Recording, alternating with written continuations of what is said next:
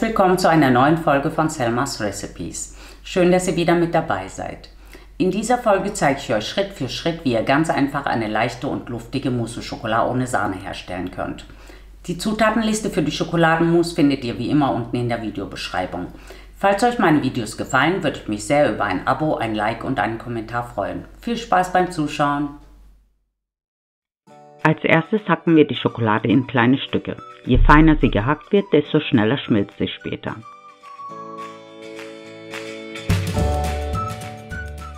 Dann trennen wir die Eier. Da sie roh verzehrt werden, sollten sie unbedingt sehr frisch sein. Die Eigelbe verquirlen wir mit einem Esslöffel heißem Wasser und stellen sie erst einmal zur Seite.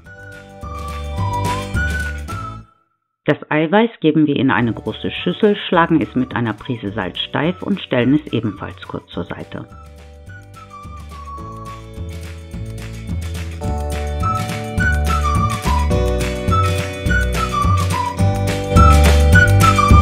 Für das Wasserbad nehmen wir einen Topf, füllen diesen zu etwa einem Drittel mit heißem Wasser und setzen eine hitzebeständige Schüssel darauf. Der Boden der Schüssel sollte das Wasser nicht berühren und nur durch den aufsteigenden Dampf erwärmt werden. In die aufgewärmte Schüssel geben wir nun die Butter, fügen die gehackte Schokolade hinzu und bringen sie unter ständigem Rühren zum Schmelzen.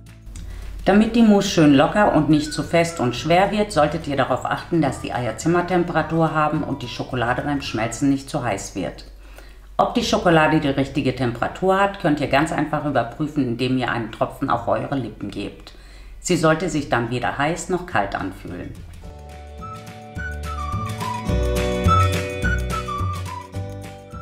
Sobald die Schokolade geschmolzen ist, nehmen wir sie vom Wasserbad runter. Dann geben wir das verquirlte Eigelb in die geschmolzene Schokolade und vermengen alles zu einer glatten und geschmeidigen Masse. Je dunkler die verwendete Schokolade ist, desto zähflüssiger wird hier die Schokomasse.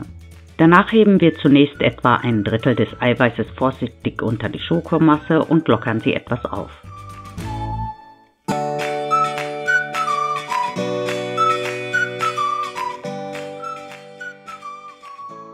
Die aufgelockerte Schokomasse geben wir nun zum restlichen Eischnee und heben den Eischnee vorsichtig unter.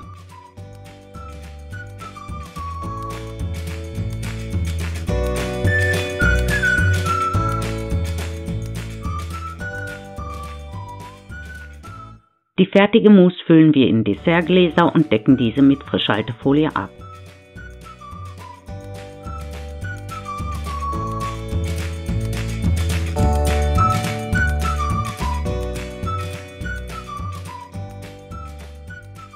Damit die Mousse schön fest wird, muss sie für etwa 3 bis 4 Stunden gekühlt werden.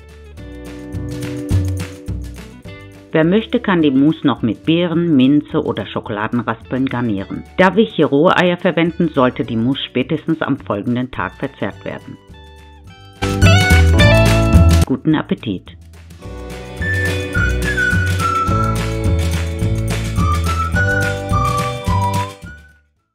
So, das war's auch schon für heute. Vielen Dank fürs Zuschauen und tschüss, bis zum nächsten Mal.